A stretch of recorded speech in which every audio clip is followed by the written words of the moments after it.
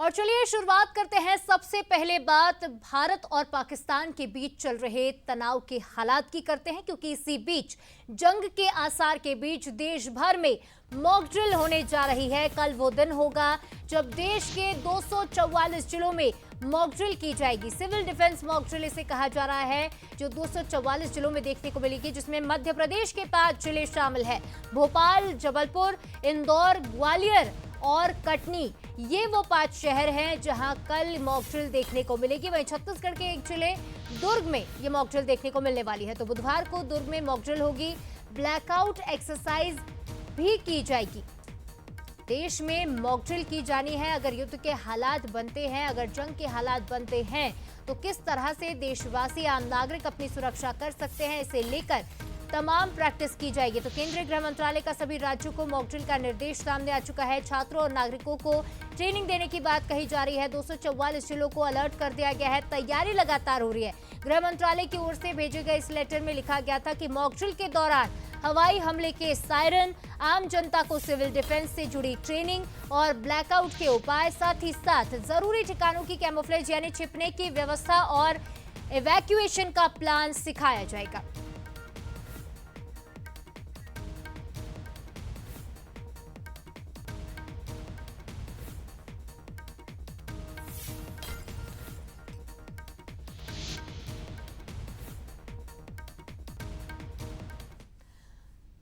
तो देखिए, कल यानी 7 मई को ये मॉक ड्रिल होने जा रही है 244 जिलों में। लेकिन इस मॉक ड्रिल के मायने क्या है, पहले एक नजर उस पर भी डाल लेते हैं, समझ लेते हैं कि आखिर ये मॉक ड्रिल क्यों जरूरी है। दुश्मन को ये एक तरह का मैसेज है कि हम जंग के लिए तैयार हैं। तो वहीं जंग के आसार लगातार बढ़ते जा रहे हैं, ये भी एक बड़ा मायना है, इसका एक पर्सपेक्टिव है। जंग के आसार बढ़ते जा रहे हैं। आम नागरिक की सुरक्षा पहली प्राथमिकता होगी।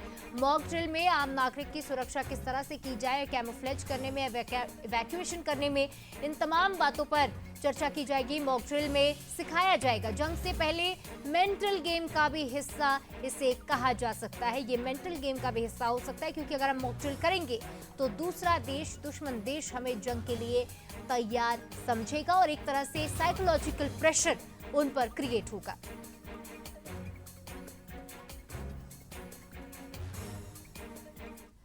तो ये मॉक ड्रिल जो होगी वो आखिर होगी कैसे, ये भी समझना जरूरी है, क्योंकि 244 जिलों में ये मॉक ड्रिल होगी। मध्य प्रदेश के 5 शहर इसमें है। तो चलिए समझ लेते हैं कि आखिर मॉक ड्रिल होगी कैसे। हवाई हमले जैसी स्थिति में अलर्ट रहने की ट्रेनिंग दी जाएगी कि हवाई हमले अगर होते हैं तो आम नागरिक कैसे अलर्ट रहे। हमले के वक्त आम नागरिकों को सुरक्षा की ट्रेनिंग दी जाएगी। ये बेहद जरूरी हो जाता है। शहरों को हवाई हमले से कैसे बचाया जाएगा, इसकी ट्रेनिंग, और हमले से बचाने के लिए ब्लैकआउट भी सिखाया जाएगा। ब्लैकआउट के उपाय सिखाए जाएंगे। सुरक्षा उत्पाद से जुड़े हुए तमाम संस्थानों की सुरक्षा पहली प्राथमिकता होगी। वहीं लोगों को एक से दूसरे इलाके में ले जाने की भी ट्रेनिंग दी जाएगी। यानी अगर कोई किसी इलाके में है, वहां अचानक से हमले होते हैं, तो उन्हें सुरक्षित स्थान पर कैसे ले जाया जाए, इसे लेकर भी ट्रेनिंग दी जाएगी। तो हवाई हमले से जुड़ी हुई ट्रेनिंग होगी। आम जनता सायरन सुनकर कैसे खुद की सुरक्षा कर पाए, हवाई हमले के सायरन, आम जनता को सिविल डिफेंस, साथ ही साथ ब्लैकआउट उपाय और जरूरी ठिकानों पर छिपने की व्यवस्था, छिपाने की व्यवस्था, इवैक्यूएशन का प्लान भी सिखाया जाएगा। ये वो तमाम प्रैक्टिसेस हैं जो कल होगी। तो देखिए, इस बार कैसी जंग होगी ये भी जान लेते हैं। जंग हुई तो ये गैर परंपरागत ढंग से लड़ी जाएगी। साइबर अटैक सबसे बड़ा हथियार होगा। तो देखिए, साइबर अटैक सबसे बड़ा हथियार माना जा रहा है। दुश्मन देश का डिफेंस सिस्टम निशाने पर होगा। तो देखिए, मध्य प्रदेश के 5 जिलों में तैयारी की जा रही है लगातार, और जायजा ले लेते हैं। हमारे सहयोगी जुड़ रहे हैं। इंदौर से पीयूष पारे, जबलपुर से अमित सोनी और ग्वालियर से सौरभ शर्मा हमारे साथ जुड़ गए।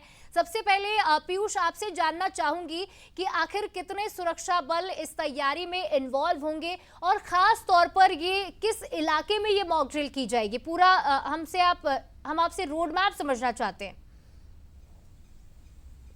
बिल्कुल, देखिए जिस तरीके से यहाँ पर मॉक ड्रिल को लेकर निर्देश जारी किए गए हैं, उसको लेकर एसडीआरएफ की टीमें पूरी तरीके से तैनात नजर आ रही है। इस वक्त हम जो स्टेट अगर बात करें तो यहाँ पर एसडीआरएफ का जो कार्यालय है वहां पर इस वक्त हमारी टीम मौजूद है। आपको पीछे हम दिखाते हैं, ये पूरी तरीके से वाहन तैयार हो गए हैं। एमपी होमगार्ड के जो है वो पूरी तरीके से वाहन है। अगर बात करें तो वज्र वाहन भी यहाँ पर तैयार किए गए हैं। इसके अलावा हम लोग बात करें तो रेस्क्यू व्हीकल्स भी यहाँ पर साफ तौर पर तैयार किए गए हैं और ये पूरी तैयारियां यहाँ पर की जा रही है खास तौर पर। और अगर बात की जाए तो अभी फिलहाल होमगार्ड और जो एसडीआरएफ के अधिकारी हैं वो फिलहाल मीटिंग कर रहे हैं किस तरीके से यहाँ पर पूरी तरीके से मॉक ड्रिल होगी। आप पीछे देखें, ये वही वाहन है और अगर जिस तरीके से यहाँ पर जब आपदा आती है तो किस तरीके से यहाँ पर लोगों को बचना है, कैसे यहाँ पर उनकी सेफ्टी हो, इसको लेकर भी तमाम जो यहाँ पर वॉलंटियर्स हैं, खासतौर पर होमगार्ड के जवान हैं, इसके अलावा एसडीआरएफ की जो टीमें हैं वो भी कहीं ना कहीं यहाँ पर तैनात नजर आई। यहाँ पे देखें पूरी तरीके से यहाँ पर जो रेस्क्यू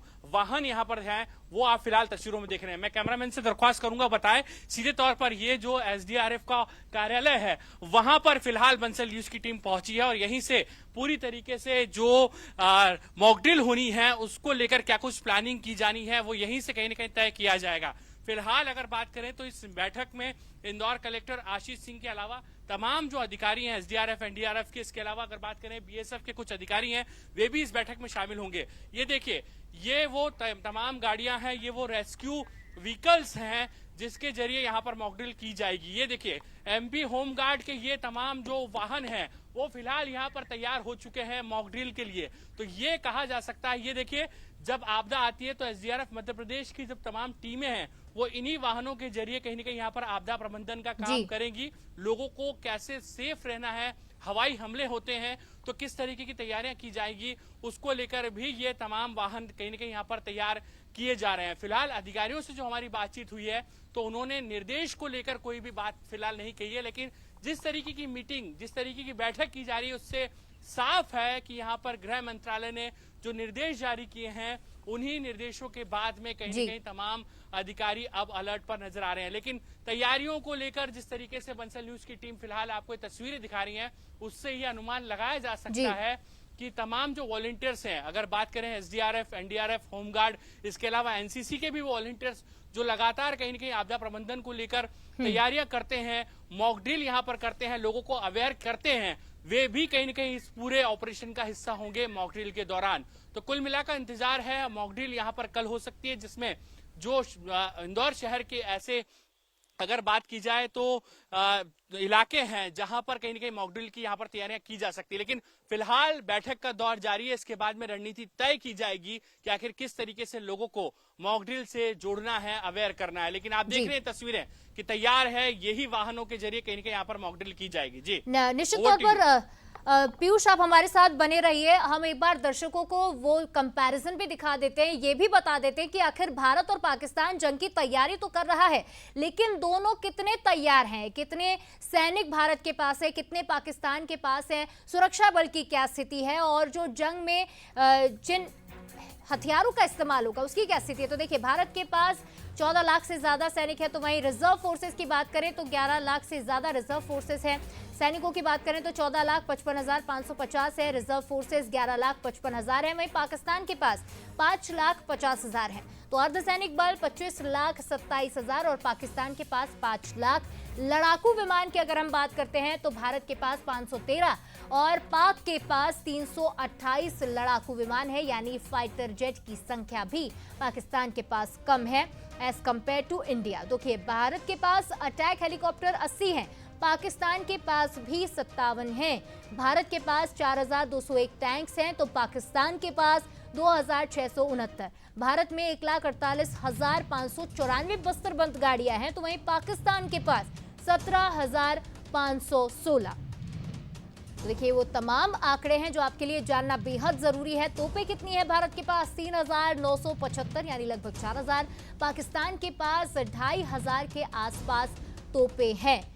तो अगर जंग के मैदान में आमना सामना होता भी है तो पाकिस्तान थोड़ा कमजोर नजर आ रहा है। भारत में 293, तो वहीं डिस्ट्रॉयर्स की बात करें तो 13 डिस्ट्रॉयर्स भारत के पास है और पाकिस्तान के पास एक भी डिस्ट्रॉयर नहीं है। एयरक्राफ्ट कैरियर्स भी पाकिस्तान के पास नहीं है जो कि भारत के पास मौजूद है। पनडुब्बियां अगर हम समुद्री रास्ते से हमला करना चाहें तब भी भारत सक्षम है। और हमारे सहयोगी हमारे साथ लगातार जुड़े हुए हैं। जबलपुर हम सीधा लिए चलते हैं आपको, अमित सोनी हमारे साथ जुड़े हुए हैं। अमित, कैंट एरिया है जबलपुर में मौजूद और हम देखते हैं सबसे बड़ा डिफेंस हथियार बनाने का जो फैक्ट्री है वहां पर मौजूद है। ऐसे में जबलपुर में आप तैयारियां कैसी देख पा रहे हैं?